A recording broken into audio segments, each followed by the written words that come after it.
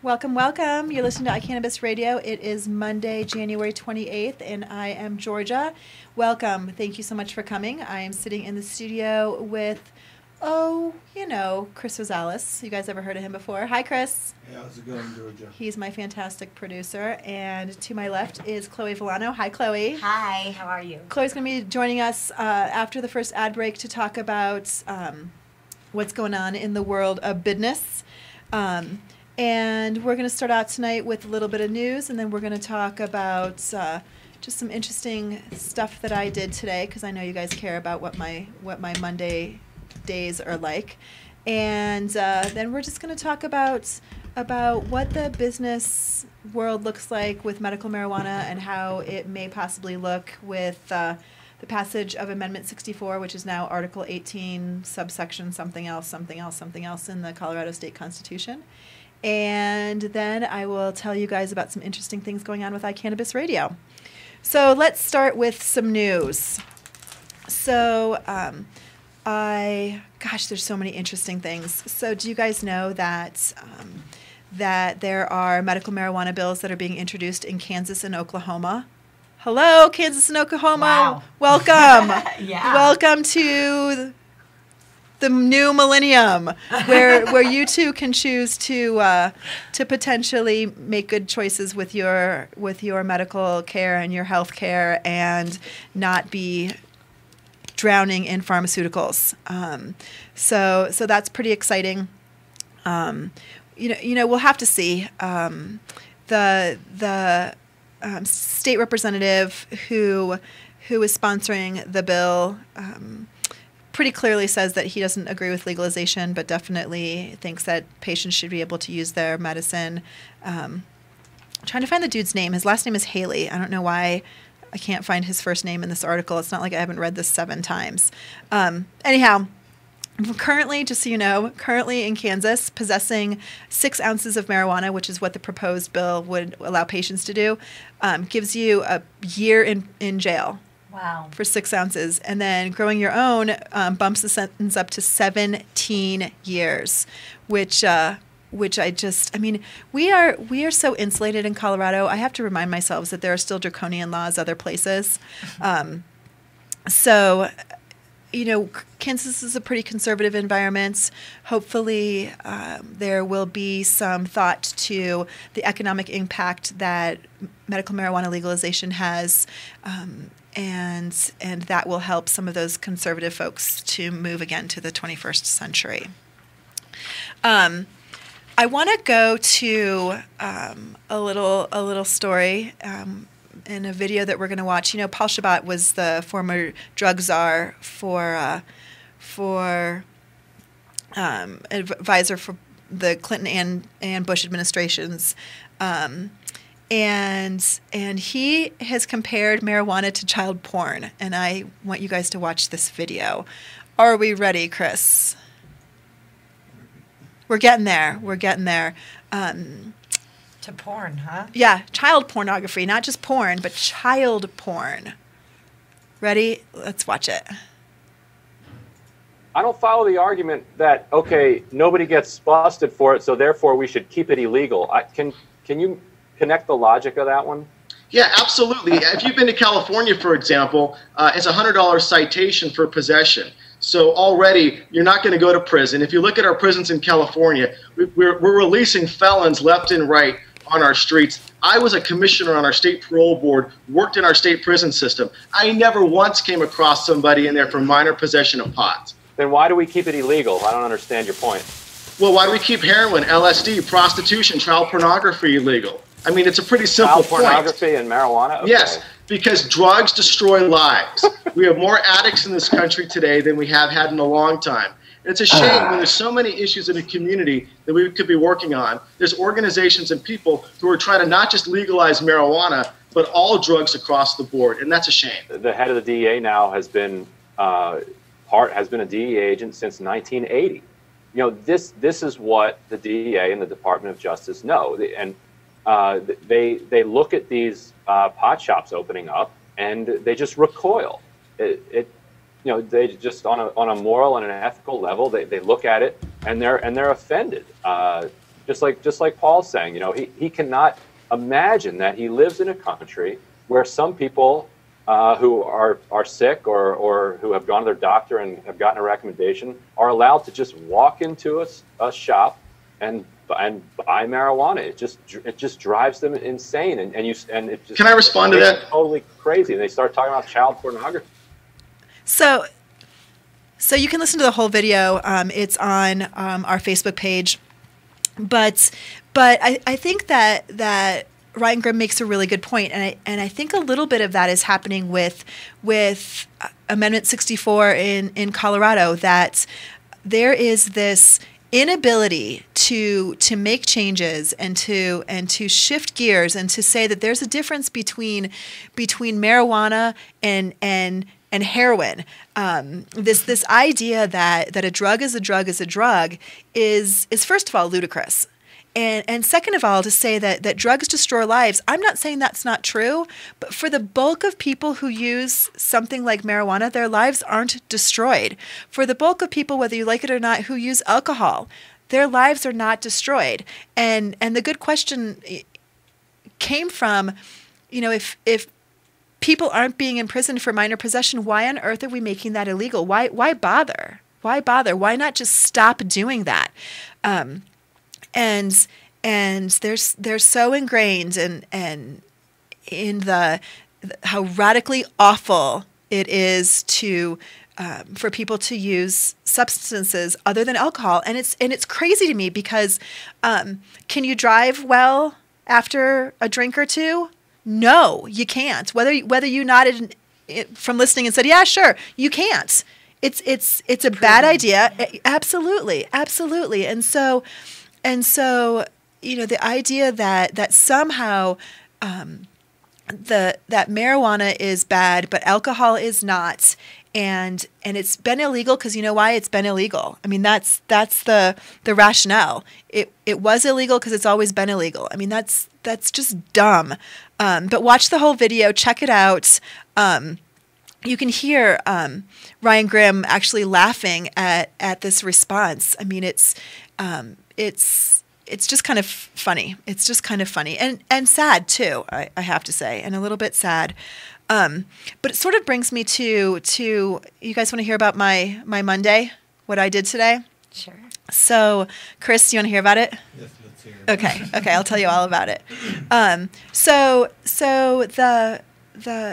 a couple of state legislators in Colorado have been doing a children's caucus, and every couple of weeks they're having some informational panels to talk about issues in relation to children, and today's was particularly interesting because it was about marijuana, and it was by no means this fair and balanced approach to how marijuana is perceived in the home and how it can affect children.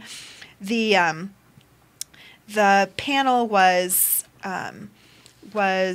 people from the National Jewish who did a really actually very interesting study on how home marijuana grows can affect the children, what's in the air, those kinds of things, and the study showed that there really weren't any pesticide issues. They weren't concerned about pesticides in the air affecting children, but the mold spores were outrageous, and they went into, these were all home grows they had gone into after the police had been there, so these were all deemed illegal grows, and so they had more than the allotted plants, or they weren't a patient at all, or those kinds of things. Apparently, I mean, I don't know what happened after they went through the judicial system, but that's how it was being presented.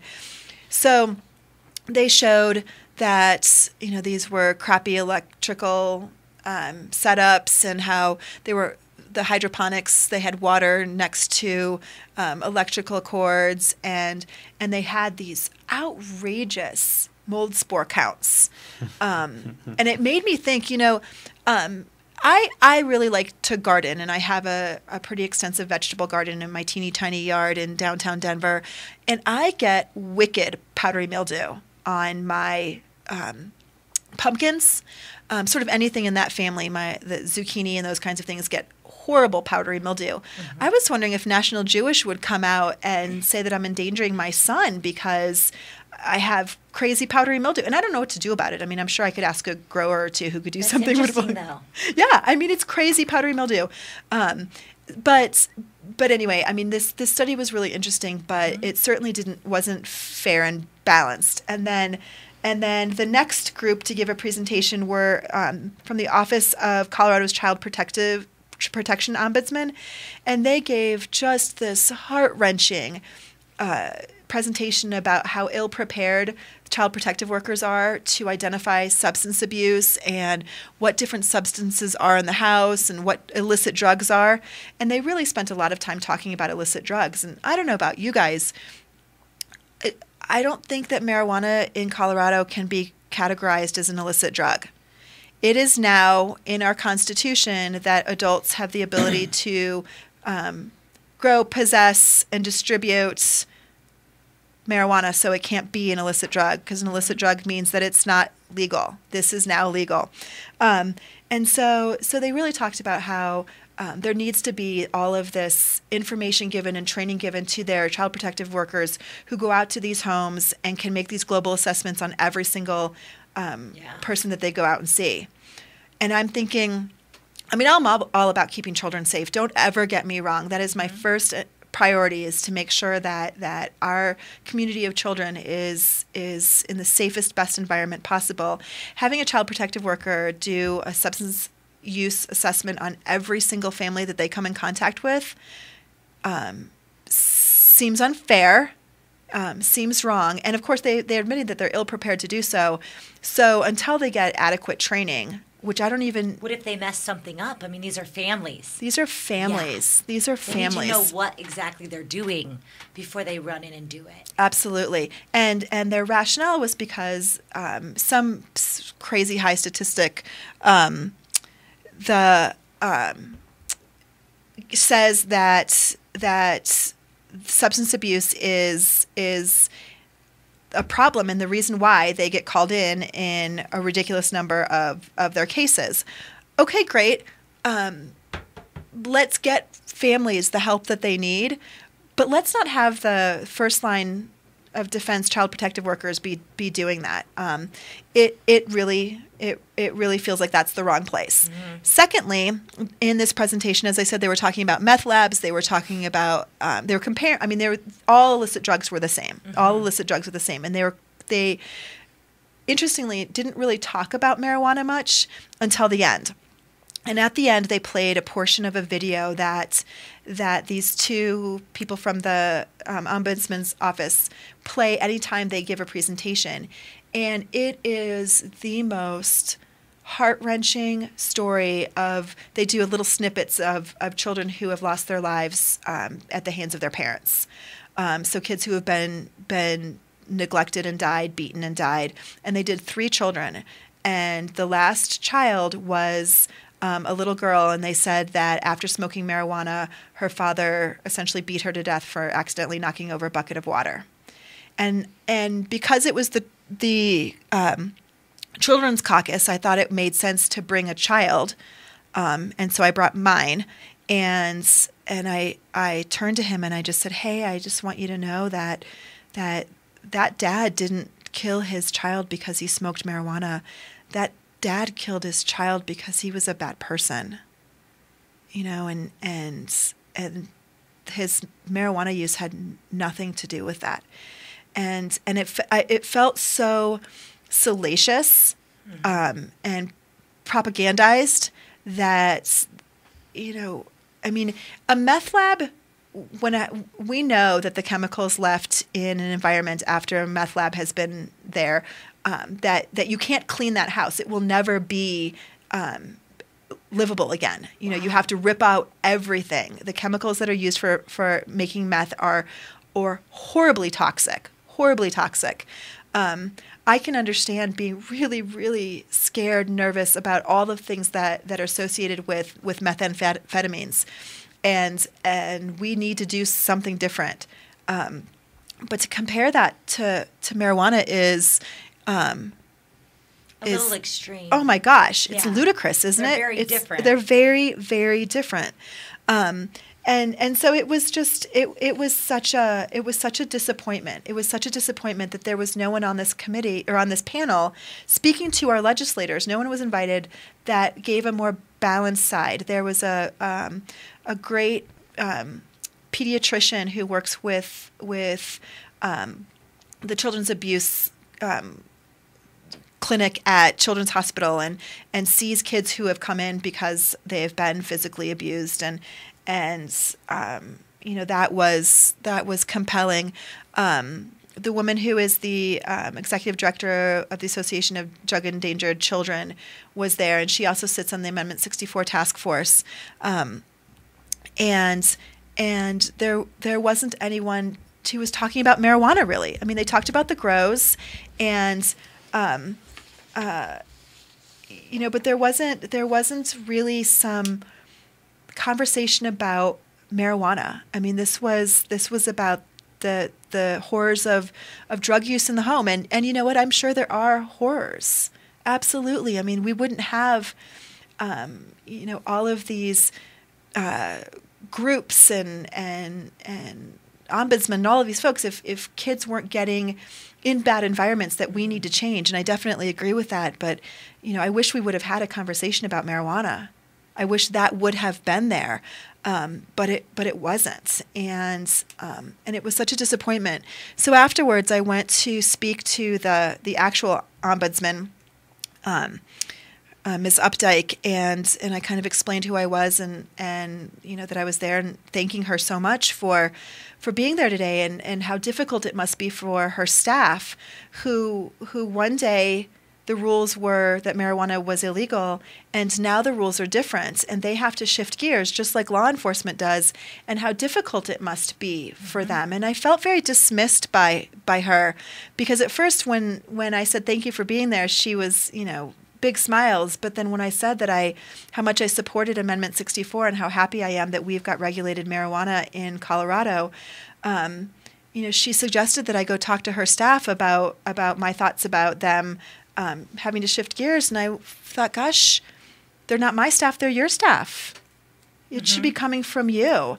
And but then she has to be the one that helps make their decision. And I think a lot of these people are just trying to take other people's input before they make a mistake, because they don't want people to come at them wrong. And no matter what side they take, somebody's not going to be happy. Well, the take in this case is pretty easy. There's something that's illegal and there's something that's not. And they can no longer treat this substance like they could on the 3rd or 4th or 5th of November. They have got to make a decision, because on the 6th of November, 55% of Coloradans voted that they no longer wanted marijuana to be categorized as this illicit drug. She's got to come to the table and figure that out, just like law enforcement does. We need to take a quick break, and we'll continue this conversation in just a minute. We are brought to you, of course, by my dad, Couple Collimore and Company. I don't think I've said that before. Did you guys know that was my dad? Of course he's going to sponsor the show, right? Couple Collimore and Company is able to provide commercial general liability and property insurance to dispensaries and growers. Do you know what that means? Do you know what that means, folks? Not only does general liability mean that you can get up to $1 million protection if you're sued, because someone's been injured on your property for a slip and fall. But you know what? They can also claim that something that you gave them made them sick. And that's part of general liability as well. They can give you property insurance. They can also give you crop insurance. Do you know that if your crops burn up in a fire, that you're SOL? Yep, you need to call Couple Collimore and Company at 877 335-1234 and ask for Bob, or you can email him directly at rtc@iwic.net. That's rtc@iwic.net. You're listening to iCannabis Radio, and we'll be back in a flash. Are you a medical marijuana patient or interested in finding out how to become one? Contact Mile High Wellness, where your care is our concern. Conveniently located on Hamden and Tamarack in the Whole Foods parking lot behind Proof of the Pudding. Mile High Wellness offers a wide variety of edibles, hashes, and some of Colorado's top strains. Mile High Wellness, where your care is our concern. 3525 South Tamarack, Suite 110, on the corner of Hamden and Tamarack. 720-382-8516. Mile High Wellness, where your care is our concern. I'm Gary Johnson, and you're listening to iCannabis Radio, and I want to say, talk it up, Colorado. And I want to say, talk it up, world. Welcome back. I'm Georgia, and you're listening to iCannabis Radio. We're just having a little conversation about the Children's Caucus in Denver that I went to today, the state caucus. I really feel like law enforcement in particular has a tough transition to make.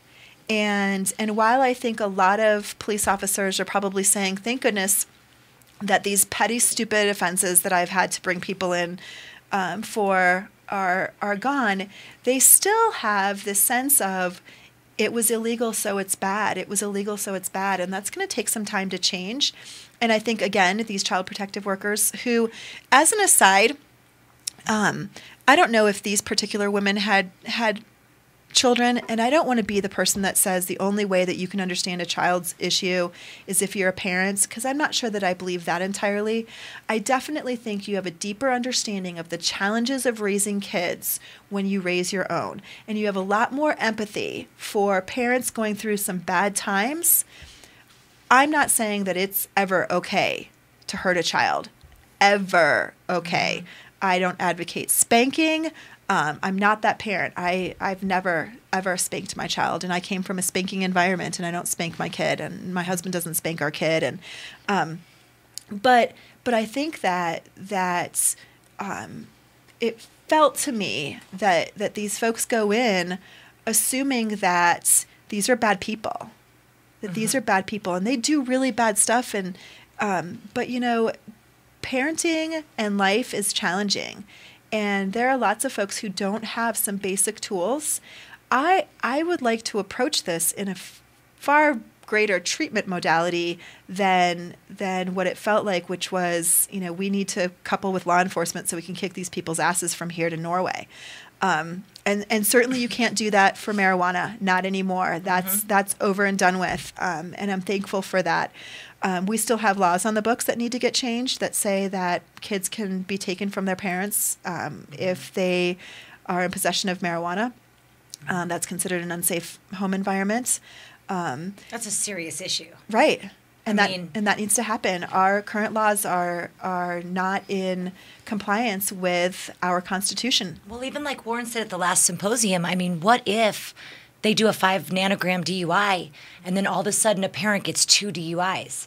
Now, are they going to say that person's always on 5 nanograms or not fit to be a parent? Right. And maybe that's not really an effect to that parent because that parent is a patient. That's right. So it's just so scary to me. Well, and anytime you bring up 5 nanograms, it makes everyone bristle because we know that there's got to be some sort of compromise. Mm-hmm. Well, I shouldn't say there has to be. It just affects everybody differently. It does. If me and George Bush were both sitting here smoking, I would be on a way different level than he would if we smoked. But he could drink you under the table. And he could do more coke. Right. That's right. But it's the whole 5 nanogram DUID thing makes me scratch my head a little bit too because it's already illegal to drive under the influence. And I know a lot of people who get busted for DUIs, THC DUIs, and they get prosecuted already. Without having to do anything different. Yeah. It's already pretty high. Yeah. If you're smoking in the car and a cop pulls you over or something, even if you're a patient. I know people who have been patients, gotten pulled over, lost their license, and then they weren't even allowed to medicate while they were on probation. Yeah. So it's very fragile. It's very fragile. And it's just going to change. So great transition into having you on the show. So welcome, Chole Villano of Cloverleaf. Thank you so much for being here tonight. Tell us a little about you and your company and kind of how you got started. Okay. Well, I actually lived in Florida for a lot of my 20s. It was so fun because I was on the beach and always throwing events.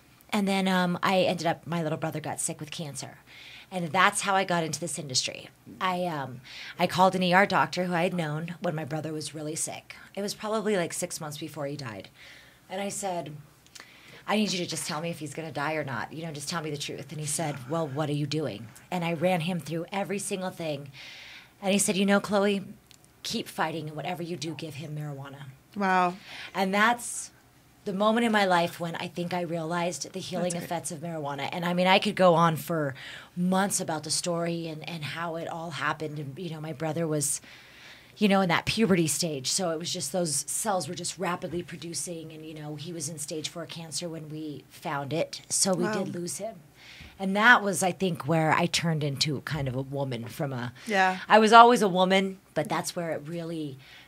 What mattered to me before that never mattered to me after that. Yeah. I was completely different, it seemed like. So, and my heart was broken. And so I needed something.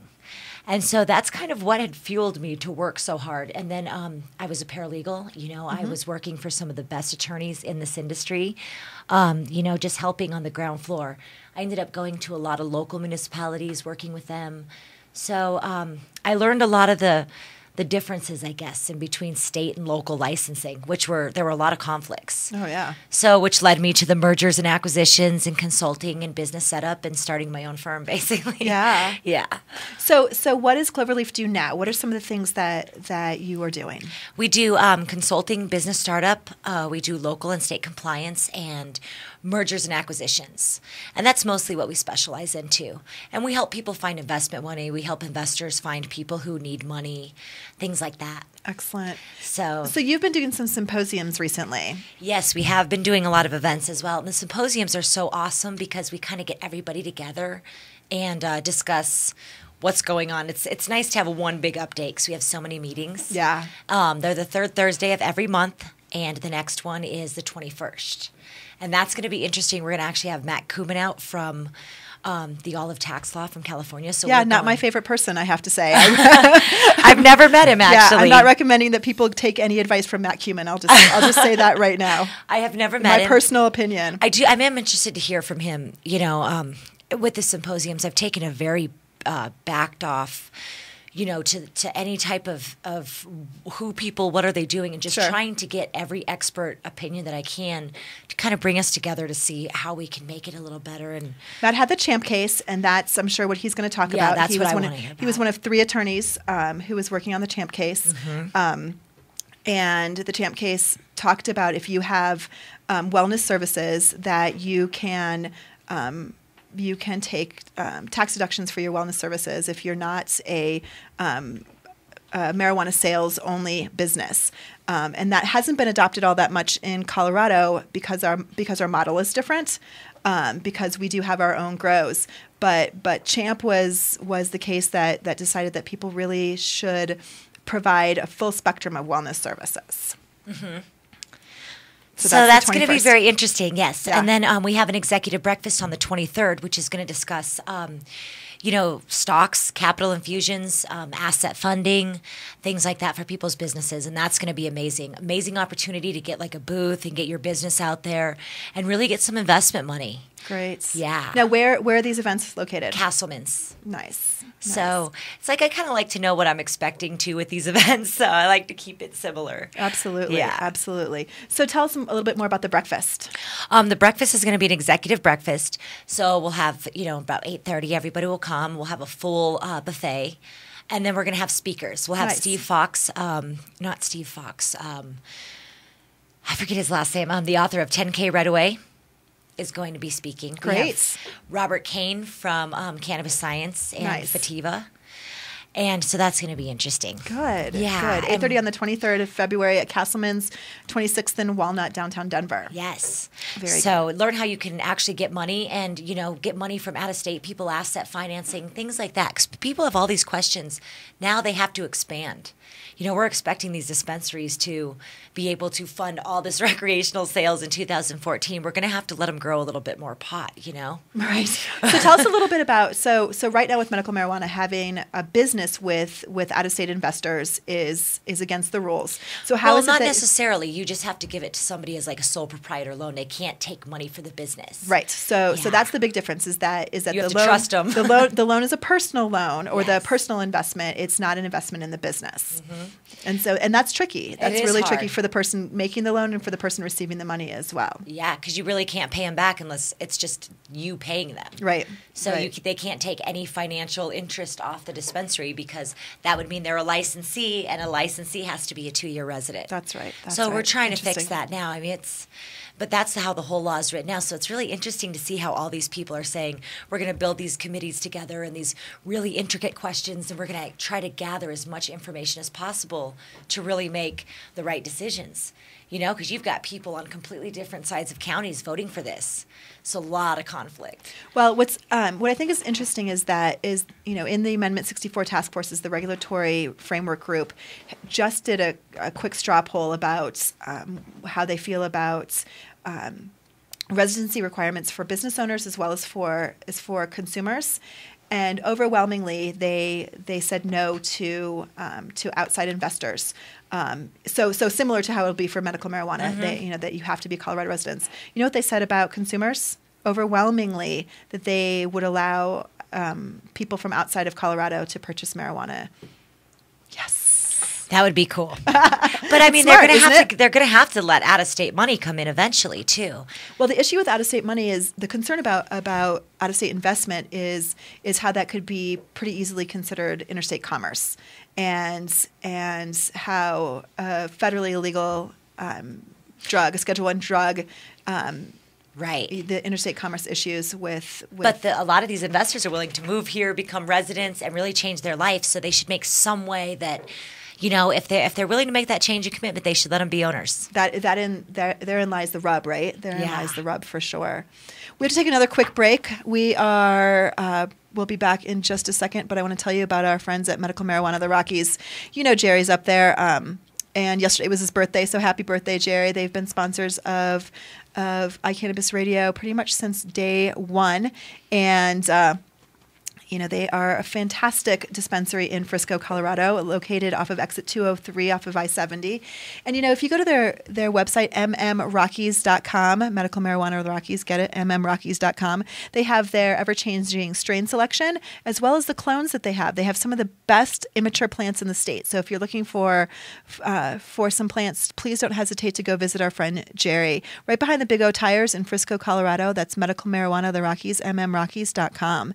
Now, speaking of Amendment 64, if you're starting to think about growing your own plants, what might be a good idea is if you head over to Nodo Urban Garden Supply at 1330 27th Street in downtown Denver, right down the street from MMD of Colorado, Mad Hatter's, and Castleman's. And they are one of the city's best hydro stores. They have really knowledgeable staff who can tell you what you need.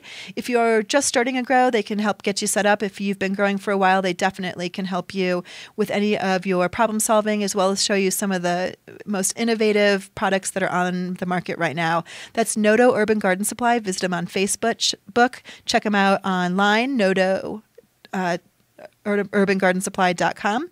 And they're open Monday through Friday from 11 a.m. to 6 p.m. That's Nodo Urban Garden Supply at 1330 27th Street. We'll be back in a minute.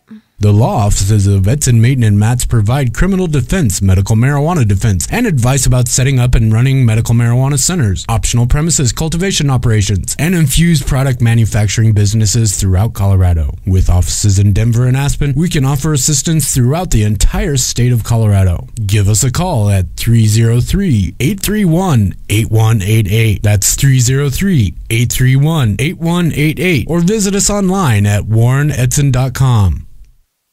Welcome back. You're listening to iCannabis Radio. I'm Georgia. I'm here with Chole Villano from Cloverleaf. Hello. Hello. So we were just talking a little bit about how businesses are currently and how they may potentially change with the implementation of Amendment 64, now Article 18. And do you have any crystal ball? What are your tea leaves say? If I did, I would not be here. I'd be on the beach, right? Just looking at it. That's right. You would have won the lottery a little while ago, and I know. I mean, I have an idea. What are you thinking? What do you think? What's it going to look like out there? I mean, we have 91 counties that have banned medical marijuana. There's only going to be so many things that people allow. I mean, you know, it's so funny because when I grew up, my mom always said it's the fear, right? The one thing the Bible says, you know, you can fear anything. You don't fear anything but God. It's the fears that like hold you back, right? Yeah. And I'll tell you what, I mean, we're a fear-driven society, just like you were saying with some of these other laws. Yeah. And it worries me. I think it's a huge concern because we're trying to, I mean, this is $40 million a year for schools. I mean, this is also the biggest black market in the world if we overtax it or we underdeliver. I mean, we have to open our eyes to what we've done, and they have to understand that and really create a system. And I mean, I'll be honest with you, I think they are. Yeah. I think they're really open to it. And I mean, even the head, like the Department of Transportation, who was at our symposium last month, the guy, if I could have recorded that conversation in the back room, it was just like, I mean, this guy was a police officer for 20 years, and he understands. He even told me marijuana is not the same as alcohol. He runs the Heat Is On campaign. So it's starting to make me feel better about the people that are in the positions that we have to come out and touch. You know, but then again, it's not always these people that make the decisions. Right. It's that one guy that we have to pay and get all these people to convince, and then he makes that decision. And so, I mean, not he, but, you know, all the way up until that person. So it's I mean, I'm really hoping that we can that we can create something that's going to be stable and an entirely new system. It's so exciting, and it's so interesting to go to all these meetings. I'm probably a little bit of glasses half empty because, you know, when we saw the work that was done by the 25-person panel for medical marijuana, so much of their good work went nowhere. Mm-hmm. And so I'm so concerned that so much of the good work of not just the panel, but all of these subcommittees isn't going to go where it needs to go. Because, like you said, if that one person is concerned that their constituents in I don't know, Bennett, Colorado, are going to, you know, not reelect him or her because he took a liberal stance on the implementation of 64. I mean, that's a bummer. But people do come to their votes with agendas, and their agendas are based on what's going to happen to them if they're going to get reelected. And so we have to keep repeating the message that 55% of voters said this. Mm-hmm. And so that means that we won. Yeah. That means that we get a voice. And so like you said, I mean, I think that it is encouraging that so many people have said, okay, phew, I can now say this out loud. Marijuana is not as bad as booze is. Right. You know? Well, it's so funny because I know an older gentleman who, you know, he said, I haven't smoked cannabis in 30 years, he said. And so my wife and I mean, he says strictly because it's illegal. He said, so my wife and I decided, you know, it passed. We were going to go, you know, yeah. And he said that it was so awesome. And they laughed so hard. It was like they were kids. Aww. And he said it brought them closer together. I mean, it's such a healing substance. Yeah. Even what hemp, I mean, this amazing hemp industry we have where we can now make clothes, biojet fuels. I mean, cars, houses. It's like, I mean, people feared everything that's ever been good, anything that's ever been truth in the world. Somebody's feared it, you know. Yeah. But I mean, like, even I've been watching that Amish reality show, and the guy says, we have an old Amish saying, one not need call the devil because he'll show up himself. And I think that that's also very true. And our industry needs to watch, you know, our wars. And like, it concerns me. So many people are tired and this and that, but yet, you know, so much work needs to be done still. And there just has to be a big support of each other. And as we're pushing forward, you know, even our elders and the people that we have in those respectable situations as well. Absolutely. I mean, I think it's so interesting. I mean, I agree so much with what you said. I think part of what is missing is this whole education component, because again, we have been told and taught and thought for so long that because marijuana is illegal, it's bad, and it has taken these brave people to come forward in a myriad of ways to be able to dispel some of those myths. But it doesn't happen that quickly for people. And again, if your career has revolved completely around that fact that marijuana is bad and you have to save people from it, it's only been a couple months, Yeah. It's only been a couple months, but it takes time. And we need to let this incredibly thought through system save people from their fears. Mm-hmm. If that's what's going to take their fear away, because I've heard lots of people say, I'm not fearful anymore because medical marijuana didn't turn out to be horrible.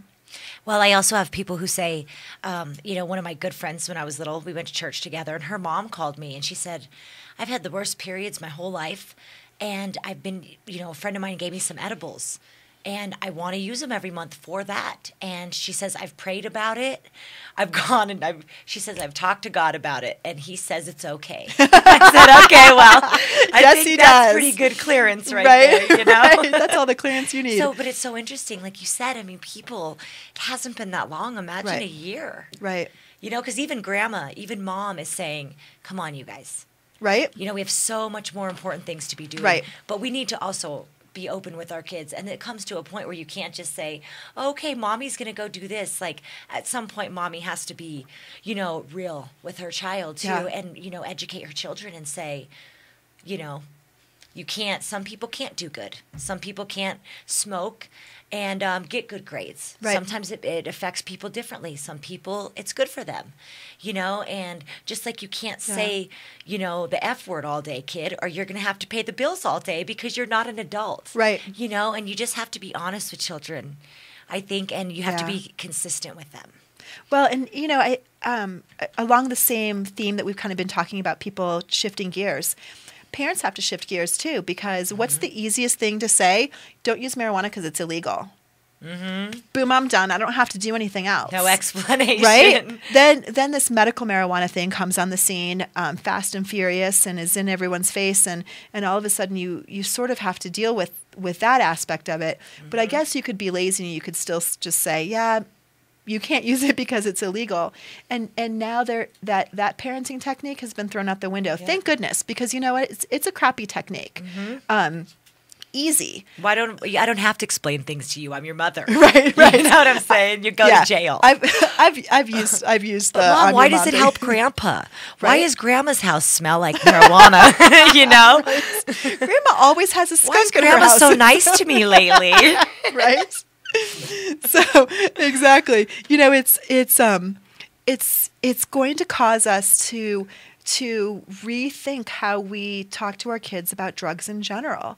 Mm-hmm. I have to say honestly, and maybe I shouldn't admit this out loud, but I'm going to. I only have a few hundred listeners all the time, but I never really thought about giving my son the comparison, and mainly because I don't even know why. As I think about it, I mean, I never compared for him how the catastrophic things that happen when people abuse alcohol, and I mean, certainly I've talked to him about alcohol and about what happens when people drink and kind of why people drink and that it's not for kids and there's an age limit on it. And when he gets to be that age, I'm going to talk him through, kind of how to be careful and those kinds of things. But now I get to compare for him, help him know the difference between, with one, you could potentially throw up in the morning if you overindulge. With the other, you could feel real groggy. I mean, help him make some really thoughtful decisions, because when he's 21, it's going to be legal all over the place. Mm-hmm. It's not going to be just in Washington and Colorado, and so I'm really happy to have those discussions. I'm really happy to change my parenting techniques, to adjust to this much smarter system that we're under now. And when he's 21, there's going to be stores all over the place, right? It's going to be great. I mean, and I know that's going to be a cool time. It's going to be amazing. And kids are so environmental nowadays and so smart. I mean, even my dad, we went to a concert a few weeks ago. My dad's like, we used to just be raging hellfire in the front of the stage. And now these kids are like, excuse me, you're in my seat. Like we're just a little bit more. I think as a society, we're being taught to really think things through. Yeah, I think that's a good point. And thinking comes explaining and, like you said, educating. Yeah, and we can't be lazy. We can't be lazy because our kids aren't. We can't say because we got high anymore either. Right. Exactly. Well, and they have access to everything. I was talking to my friend Bruce the other day, and Bruce has kids that range from Gavin's age. I think his youngest is 9, up to mid-20s, and he was saying how they sit at the dinner table and they have their phones and they have a question, they just Google it, and their technology is with them all the time, and our kids are used to that. They're used to instant answers. So what is this? How did this happen? And you have to give them an instant answer, and you can't say go look at the Encyclopedia Britannica, because I don't even know if my kid's ever touched an encyclopedia, because he has a computer. Yeah. And he has instant information. So we're going to continue this in just a second. We're going to take a little break. It is Monday, and you're listening to Georgia on iCannabis Radio, and we'll be back in a flash.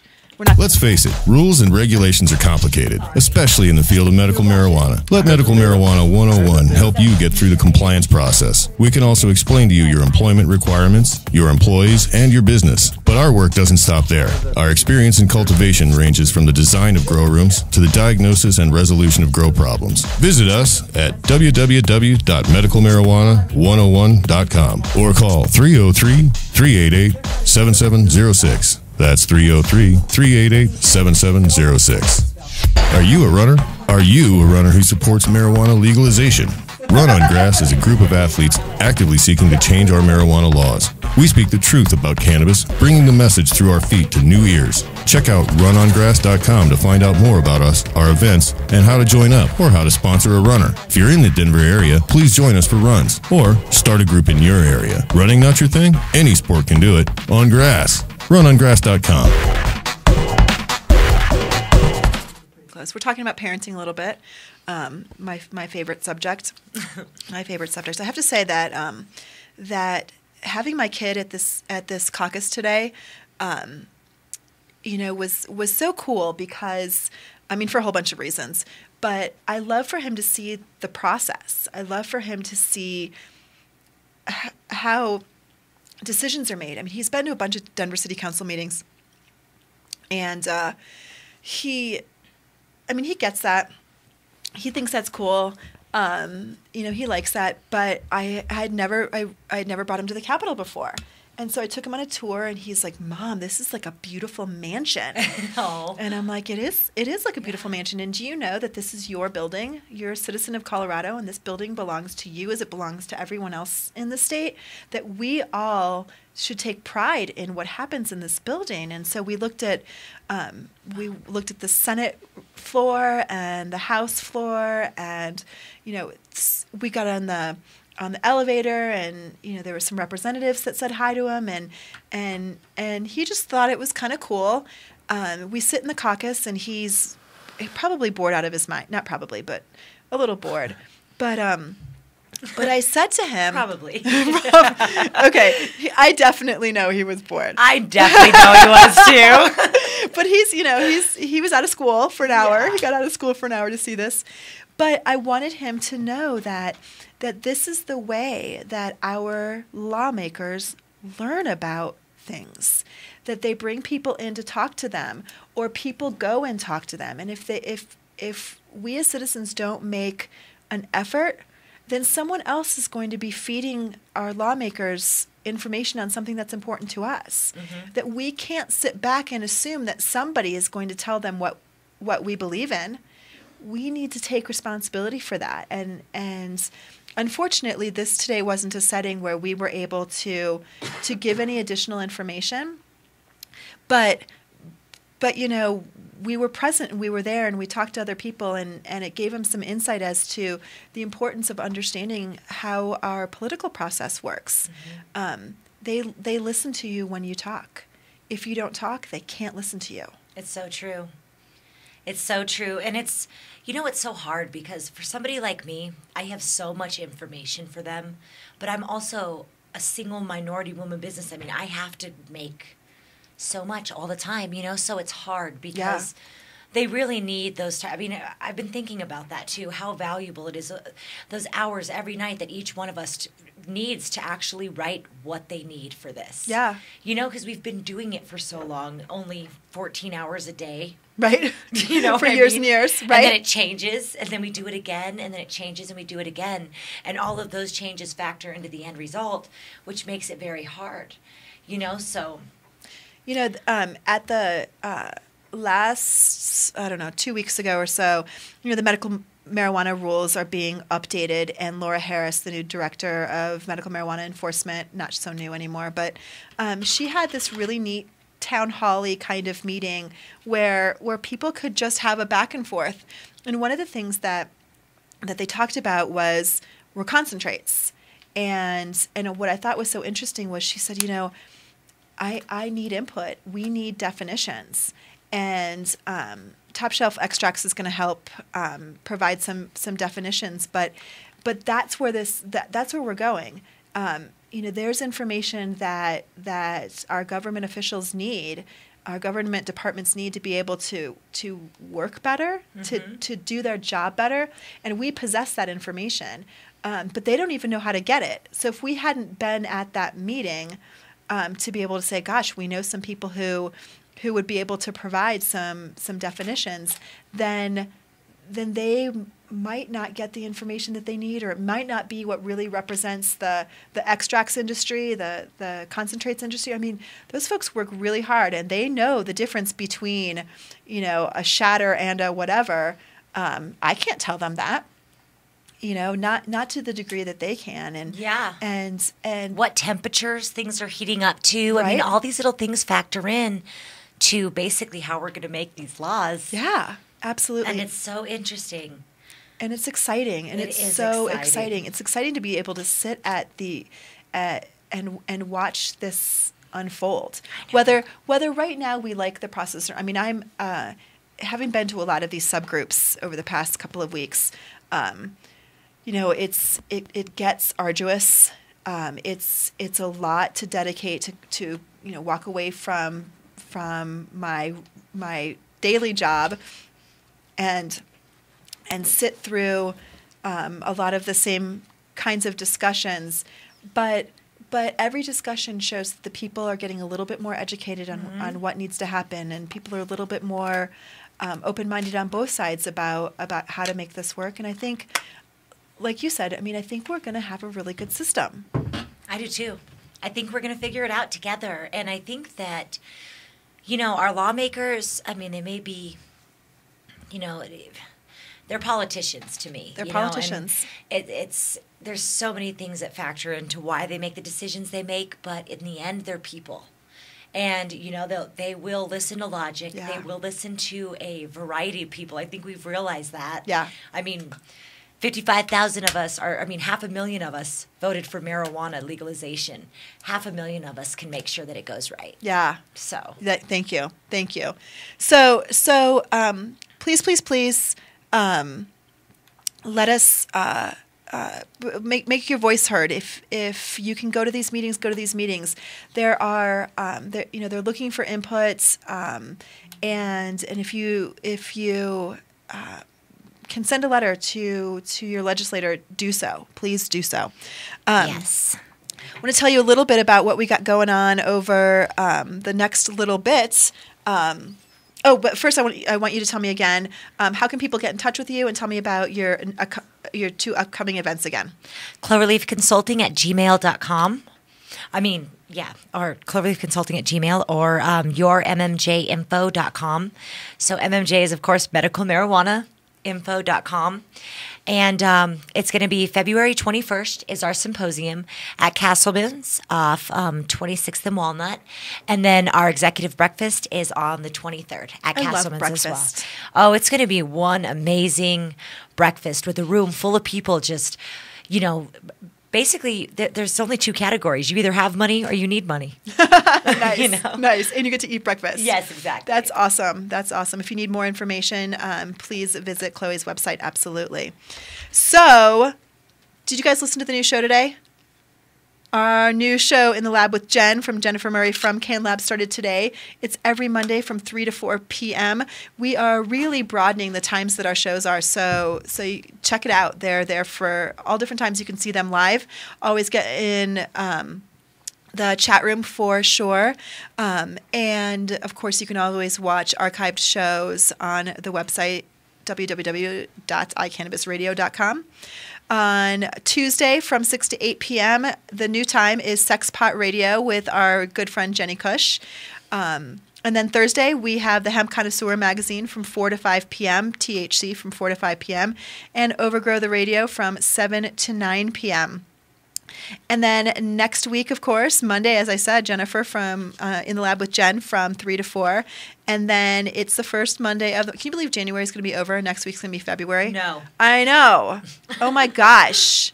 And it's been, of course, it's snowing right now, but it feels so warm outside. I mean, it was like 70 degrees this morning. I know. I'm not even wearing socks. I know. I didn't bring a jacket today. I know. It's I love it. It's so nice out tomorrow, I think. Right, right. Snowed yesterday, or snowed a little last night, snowing in the city tonight. So I have, for all of you guys that miss the American Weed Realm Radio, they are not going to be starting their Tuesday show. I had a question in the chat room. They're going to be doing a once-a-month segment on my Monday show. So the second Monday of every month will be American Weed Realm Radio. So you can hit me up that second Monday of February for their first show. They'll be back. They're so excited to come back.